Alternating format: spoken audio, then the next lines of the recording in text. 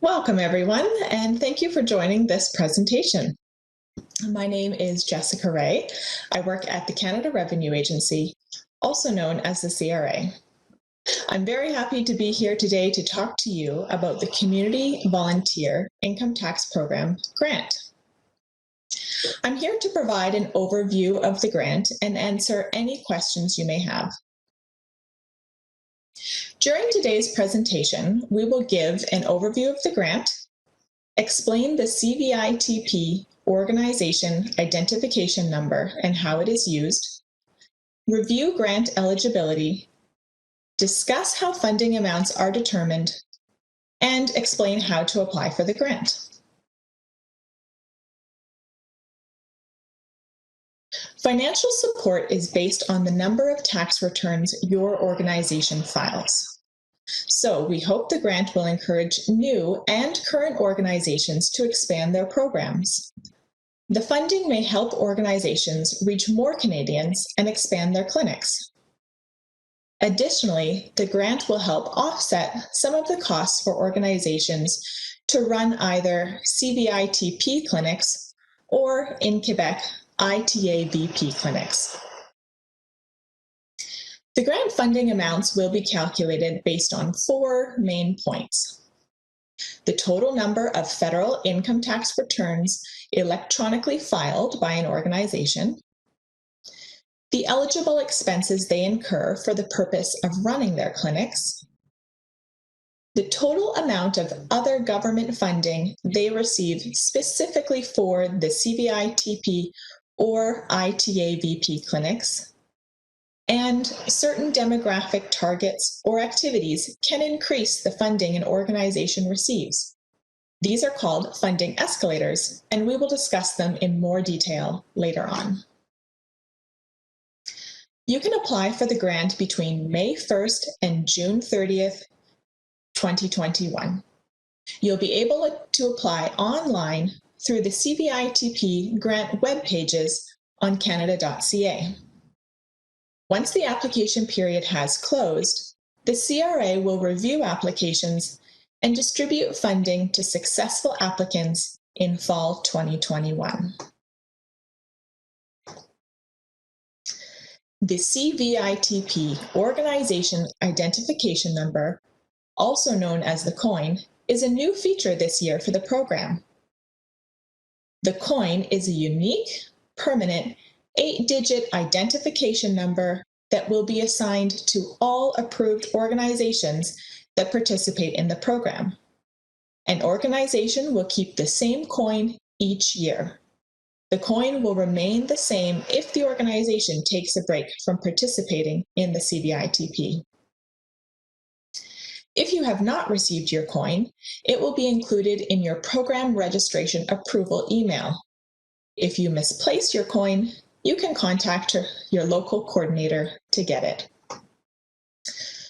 Though the use of the COIN is not mandatory, it must be used if your organization plans to apply for the CVITP grant. However, we encourage all organizations to use the COIN, even if they won't be applying for the grant. It will help improve data and reporting within the program. The regular transmission of an income tax return won't be affected by whether an organization uses the COIN. Instructions on how to enter the COIN into the software will be made available later. The purpose of the COIN is to count the number of federal income tax returns an organization files electronically using the program-provided tax software. The count generated by the COIN will be used to improve data and reporting for the program and to help administer the grant. The COIN is only accepted in the program-provided software. When an income tax return is prepared in the program-provided software, the COIN can be transmitted one of 2 ways. 1, if the tax return was e-filed, or 2, if the return was printed off with the barcode and mailed to the appropriate tax center. If a volunteer forgets to enter the coin before e-filing or mailing the return, there is no way to add the coin to the tax return after the fact. As the coin was only introduced for use this year, it is not possible for the coin to count 2019 tax returns or previous year returns. The coin will count 2020 tax returns and each year going forward. And finally, the coin does not collect any information from an individual's tax return. It is only a counter. To be eligible for the CVITP grant, an organization must be registered and approved to participate in the program for that year. Eligible organizations may be nonprofits, charities, or other types of community organizations. Here is a list of common types of organizations that participate in the program and would be considered eligible. This list is not exhaustive, but provides examples. Organizations that would not be considered eligible for the grant include federal or provincial Member of Parliament offices, municipal councillor offices, and non-community or non-volunteer-based organizations that operate for a profit. If an organization uses space in an office or is housed within a building of an office or organization that falls into one of these three categories, they would still be considered eligible to apply for the grant. Additionally, if an organization is part of or is a department of a municipal or provincial government, they would still be considered eligible for the grant. In order for an organization to be eligible to apply for the CVITP grant, they must meet the following criteria: participate in the current year of the program, run a tax clinic and electronically file at least 10 federal tax returns. The program verifies the number of tax returns filed by an organization through the coin. Therefore, an organization must enter the coin when filing returns. Have 2 or more people in the organization. Both individuals do not need to be registered with eFile. For example, the second person could be an administrative volunteer. This criteria is necessary because the CRA cannot pay an individual. The organization must provide their service free of charge, and they must have a Canadian bank account that accepts direct deposit. Banking information is not required for the grant application. Successful applicants will be asked for their banking information.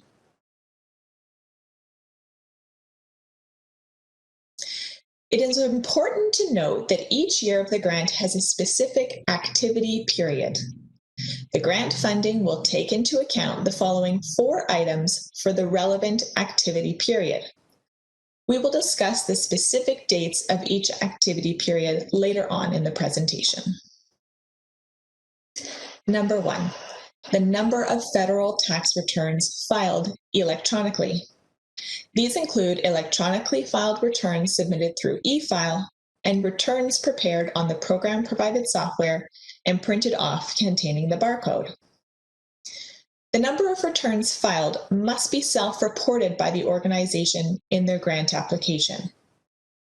It is important that organizations intending to apply for the grant track their output going forward. The coin is only intended to verify the self-reported number provided in the grant application. We expect there may be discrepancies between the self-reported number and the count of the coin because the coin is currently limited to only counting electronically filed returns for the current year. If discrepancies are significant, we will contact the organization to explore the reason for the difference. Number 2, the total amount of eligible expenses. The grant may reimburse expenses up to a maximum of $1,000. However, there are many benefits of reporting all eligible expenses incurred during the relevant activity period.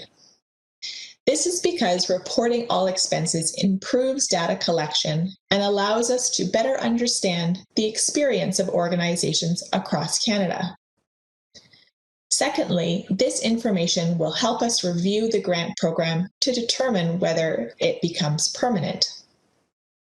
And finally, the total government assistance reported in the grant application will be deducted from eligible expenses. Therefore, it is to your organization's advantage to report all eligible expenses. Number 3, total government assistance. Total government assistance, or TGA, is defined as the total federal, provincial, territorial, and municipal funding received by an organization for the purpose of running a tax clinic. All grant applicants must disclose their TGA. This is then taken into account in the funding calculations. And 4, funding escalators. Escalators are demographics related to an organization's focus or its activities. They can increase the amount of grant funding an organization can receive. Escalators are subject to change annually based on government priorities. They will be posted publicly on our website prior to each grant year. The escalators for this year are whether the organization offers autofill my return, offers virtual clinics, is Indigenous focused, is returning to the program, operates free tax clinics outside of peak filing season. Peak filing season begins on the date in February that organizations can start filing and ends on May 31st.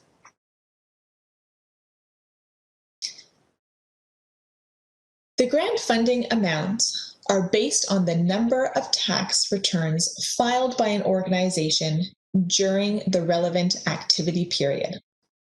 An organization may receive up to the maximum amount as indicated in the following table. As organizations are invited to apply annually for the grant, these maximum amounts are for each year.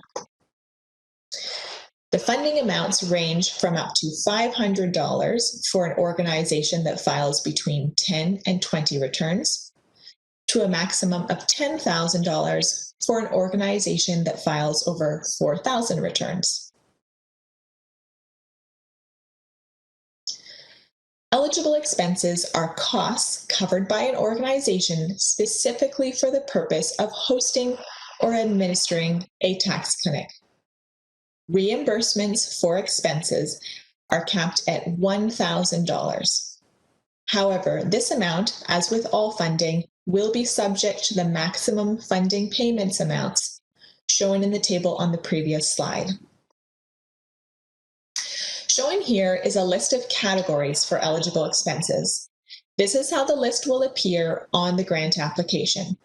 If your organization has incurred an eligible expense that does not fit into one of these categories, you will be able to manually enter additional expenses with an explanation. This table lists the activity period for each of the 3 years of the CVITP grant. When determining funding amounts, we'll look at the number of returns filed, eligible expenses, total government assistance, and the funding escalators covered during the activity period. For year 2 and year 3 of the grant, the activity period will cover a full 12 months, so all eligible expenses and returns filed will fit into an activity period. However, for the first year of the CVITP grant, the activity period is much shorter. In light of this, the program is providing some flexibility. For year 1 of the grant, organizations may report all eligible expenses that were incurred for the purpose of running tax clinics between February 22nd and May 31st, even if the expenses occurred outside of these dates.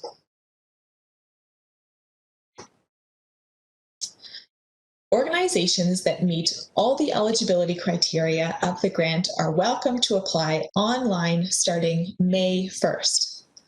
The following information will be requested on the grant application: your organization's name and COIN, as well as the contact information for the grant applicant, the total number of income tax returns filed, a list of all your eligible expenses. If your organization has no expenses to report, simply enter 0. And the total amount of other government funding your organization received to run tax clinics. It is important that organizations track and keep a record of all expenses and returns filed during the relevant activity period.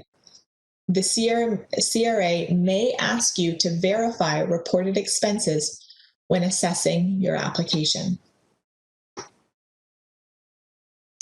The grant application period will be open from May 1st to June 30th every year. Organizations are welcome to apply annually. The link to the application will be on the CVITP Grant web pages between these dates. Applications will be given funding on a first-come, first-served basis. The total available amount of funding for each year of the grant will be proportionately allocated between each province and territory.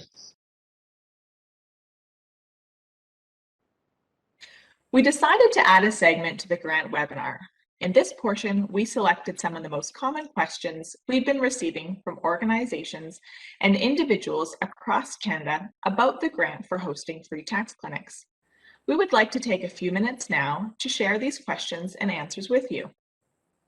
Additionally, if you have specific questions about your organization or a question that is not answered by the end of this webinar, you are welcome to submit your questions to our CVITP Grant mailbox. The email address will be displayed on the last slide at the end of the question and answer period. We have 13 questions to answer. Let's begin. The online grant applications opened on May 1st. What if I am still running my tax clinic and continuing to file returns between May 1st and May 31st? Organizations should report on their grant application the information that is accurate to date at the time of application. This information includes the number of income tax returns filed, eligible expenses, and total government assistance. When reviewing applications, the self-reported number of returns will be compared with the total COIN count from between February 22nd, 2021 and May 31st, 2021. Differences between these two numbers are to be expected for several reasons, such as the time gap between the date of application and the end of the activity period for year 1. If there are significant changes in either the number of returns, the expenses, or total government assistance, organizations may resubmit their application anytime between May 1st and June 30th with the updated information. Can I submit expenses from before February 22nd, 2021? Yes, organizations can include expenses from before February 22nd, 2021 in their CVITP grant application. All reported expenses, however, must be related to the costs of running a free tax clinic between February 22nd and May 31st. What if I have expenses unrelated to any of the pre-listed categories? Any eligible expenses incurred for the purpose of hosting a free tax clinic that do not fall within the pre-listed expense categories posted on the grant web pages can be submitted in an itemized list under the category titled Other on the CVITP grant application. Eligible expenses must be in accordance with CRA's policies and directives on reimbursements. As such, alcohol and gift cards, for example, would not be eligible. Do I have to submit my expense receipts? While you are not required to submit expense receipts at the time of your CVITP grant application, the Canada Revenue Agency reserves the right to review any grant application and request receipts for all reported expenses during the application review period.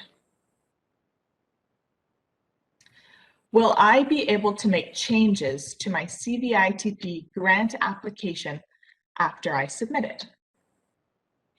No, it is not possible to make changes to your CVITP grant application after you submit it. However, you may reapply for the grant if you want to provide new or updated information. You can reapply only within the grant application period of May 1st to June 30th. For the grant's first year in 2021, the CRA will take into consideration the date of the original grant application when it reviews applications on a first-come, first-served basis. When assessing your grant application, though, the CRA will only review the data submitted in the final grant application. For example, if your organization reapplies 3 times with new or updated information, the CRA will only review the final application. Data from your previous applications will be overwritten with each reapplication, with the exception of the date of receipt from your original application. To reapply, just click on the Apply button on the How to Apply webpage and proceed as directed. The Apply button will only be available during the application period. If my organization is a branch of or funded by any level of government, municipal, provincial, territorial, or federal, would we be eligible to apply for the grant?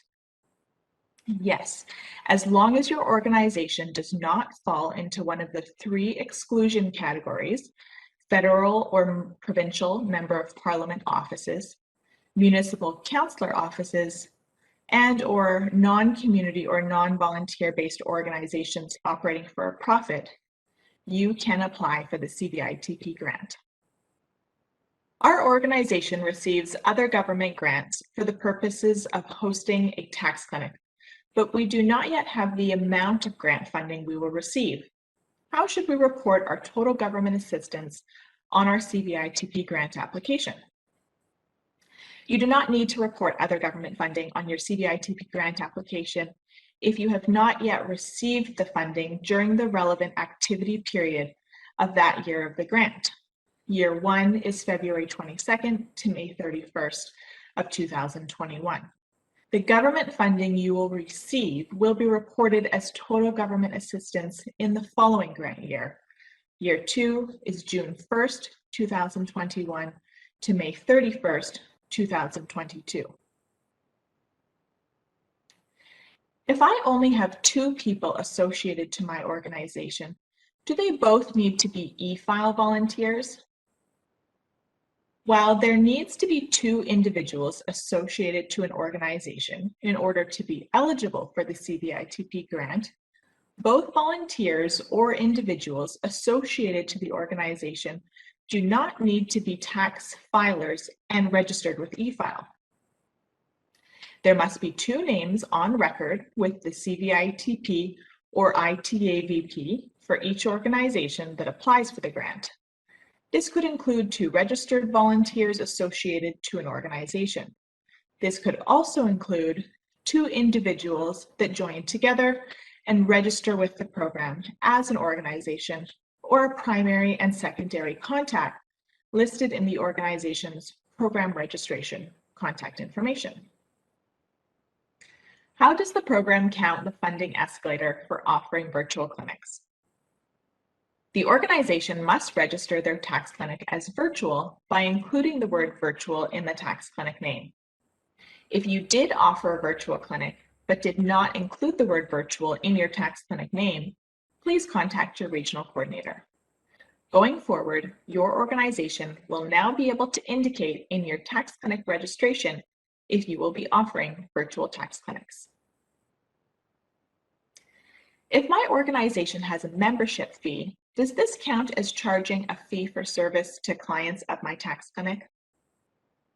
The requirement of a membership fee is not considered charging for the purposes of the CVITP grant unless your organization requires an individual to purchase a membership for the purpose of having their income tax return prepared and filed. Any organization that expects or requires payment in any form from an individual for the sole purpose of preparing and filing tax returns would be considered ineligible for the CVITP grant. Can my organization accept voluntary donations from clients of my tax clinic? If an organization receives voluntary or unsolicited donations for the service provided through the free tax clinic, that would not make an organization ineligible for the CVITP grant. Organizations that require donations, advertise fees for service, or have a mandatory payment form for the tax clinic would be considered ineligible. How much is the grant funding amount? The table, CVITP Grant Funding Maximums for Eligible Organizations, shared in the webinar and also posted on the grant web pages, lists the maximum amounts of grant funding an organization could receive based on the number of income tax returns the organization filed during the relevant activity period. Do I have to report to the CRA how I spent the grant funding I received? No, there is no expectation from the Canada Revenue Agency to report back to the program on how your grant funding was used. Thank you for joining us today to learn more about the CVITP grant. We hope the webinar and the Q&A segment have been helpful. As a reminder, the CRA began accepting grant applications on May 1st, 2021. The last date to submit applications is June 30th, 2021. We look forward to receiving your organization's application. Have a great day.